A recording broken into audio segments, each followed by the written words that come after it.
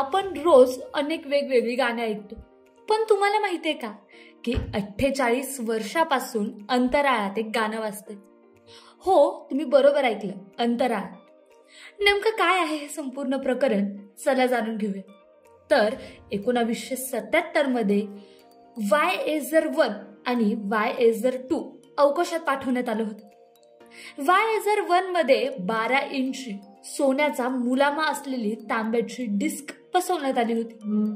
या डिस्क मध्ये वेगवेगळ्या भाषा, आवाज आणि गाणी रेकॉर्ड केली गेलेली होती.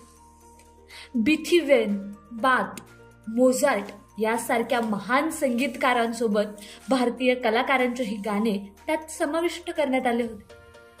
भारतीय शास्त्रीय गायिका केसरबाई केरकर यांचे जाती कहा हो हे गाणं त्यात होतं. सुप्रसिद्ध केसरबाई केरकर या गायिका जयपूर घराण्याच्या होत्या.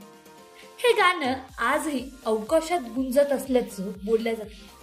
केसरबाईंना रवींद्रनाथ टागोरांनी राग की राणी म्हणून गौरवलं होतं. पृथ्वीवरील संगीत आणि संस्कृतीचा संदेश देण्यासाठी ही डिस्क अंतराळात पाठवण्यात आली. तर तुम्ही कधी केसरबाई केरकरचं गाणं ऐकलं का? नक्कीच कमेंट करून कळवा.